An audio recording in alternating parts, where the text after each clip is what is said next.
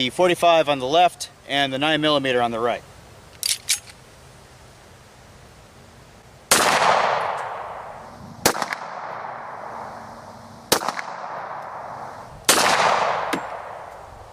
And slide lock. So on the right hand target, we're going to give it a rip with the Beretta now. It's kind of nice that you can rack one into the chamber and not have to worry about it, because I have the decocker still on there, so the trigger is completely disconnected. So I got to flip that up. Now, to keep things fair, because the 1911 is single action, I'm going to be firing this volley in single action also. So instead of that first shot being that hard pull double action, I'm going to go ahead and cock the hammer.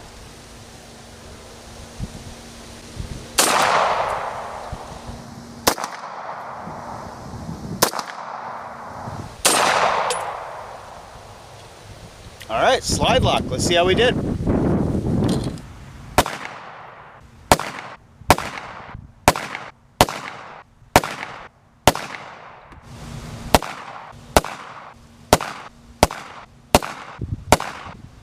Yeah, that turned out very nicely. And the 9mm was actually pretty consistent, fairly spread out. Now, I've shot the 92 FS before, and it pretty much gave me the same results, so it is what it is. You're looking right at it. Well, that was exciting at 10 yards, right? Now, from my prior experience, the M9s, 92 series, the Berettas, they always just kind of put that bigger pattern out there, so I don't know. Maybe it's just the way that I shoot the gun, I'm not sure, but the 1911 did pretty darn good after I put a little bit more juice on it. Now we're going to try something a little bit different here. Now at 10 yards, as we can see, both pistols can do just fine, but we're going to reach our legs out a little bit now. Oh yeah, so we're going to go out to 25 yards. Yes, 25 yards. We're going to double the distance and then some, and we're going to see how the rounds perform. Now obviously we're expecting that 45 to drop versus the 9mm. I just want to show, one, if there's any additional spread, which I would expect there will be, and also the drop on that 45, which is going to show you the advantage of the 9mm. So let me get this thing set up and we'll get going on it. Alright, so now we're at 25 yards, and I can already hear you asking, why on earth are we looking at this at 25 yards? Well, if we're doing a comparison on the two military guns, the 1911 and the M9, as they were adopted by the US military, we're not talking civilian use, we're talking combat use, like these were used in. Okay, the M9 was heavily and is still heavily being used. The 1911 is still heavily being used and was heavily used back in the day.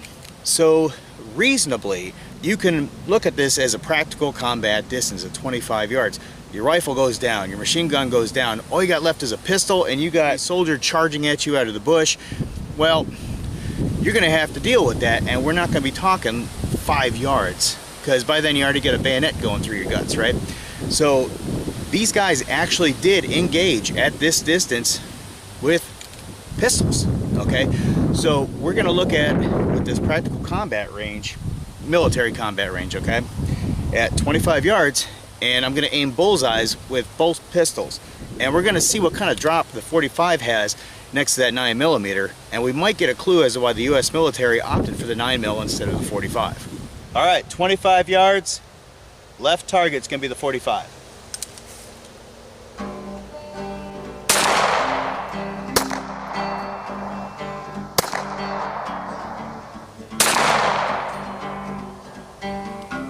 Holy cow, that actually outperformed my expectations.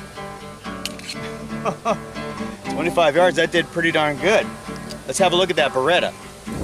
I tell you what, I thought for sure that 45 was going to drop like a meteor. All right, well, let's see how the Beretta fares. Right-hand target.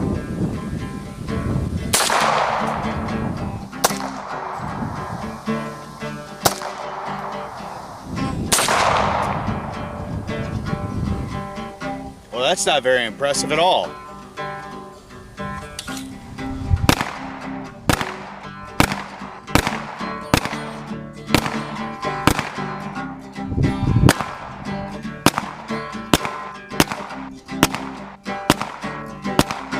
Well, honestly, I'm more impressed with the 45 at 25 yards.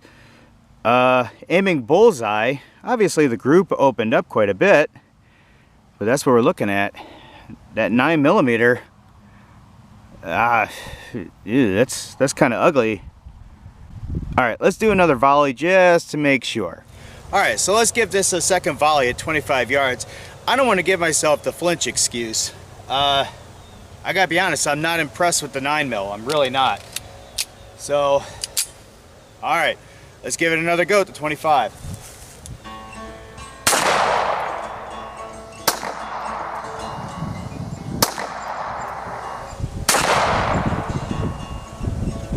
All right, slide lock. Let's see how the Beretta does.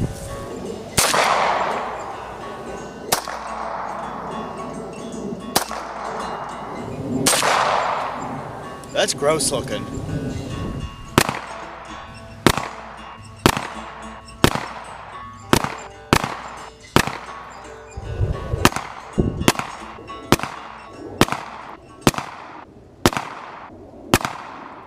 Well, the 45 on the left with the second volley. And that's about as near as you could expect. I mean, it's a pretty wide group right there. So 1, 2, 3, 4, 5, 6, 7, 8. So I'm thinking, yeah, that's a pasty right there. I am not impressed with the Beretta. 1, 2, 3, 4, 5, 6, 7. Yeah, that's a pretty sloppy group. So that's how we're looking on two different fields of accuracy with 2 volleys each. One was at 10 yards, the other one at 25 yards. I actually expected the Beretta to perform better than it did, but, well, I guess that's why I'm doing this, is just draw a comparison between the two of them and maybe draw conclusions why the military would change them up. Accuracy doesn't look like a very good trade-off. One thing I did notice, though, that was a good trade-off: recoil. Okay, the 45 is obviously going to have a heavier recoil than that 9mm, and this one, it kind of felt like I was shooting a 22 next to the 45, to be honest. This thing has almost no recoil whatsoever, so it was rattling off pretty good. So what I want to do for the next thing, putting them side by side, is rapid sustained fire and what kind of accuracy they can maintain. Now I'm going to do this at 10 yards to make it easiest for practical application, really, for your average shooter. I would imagine that the lighter recoil is going to give me better accurate sustained fire versus the 45, because it might scatter it all over because of the recoil. We're about to find out. Okay, so I'm going to put the GoPro on for both of these so you can have a point of view of me doing the rapid fire on this thing, and we're going to see how they do.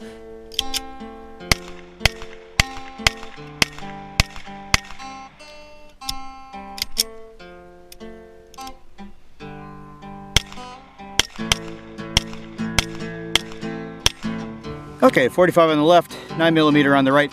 Now, reasonably, you can say that, yeah, the 9mm held more true during rapid fire, because that group is definitely a lot better than the 45.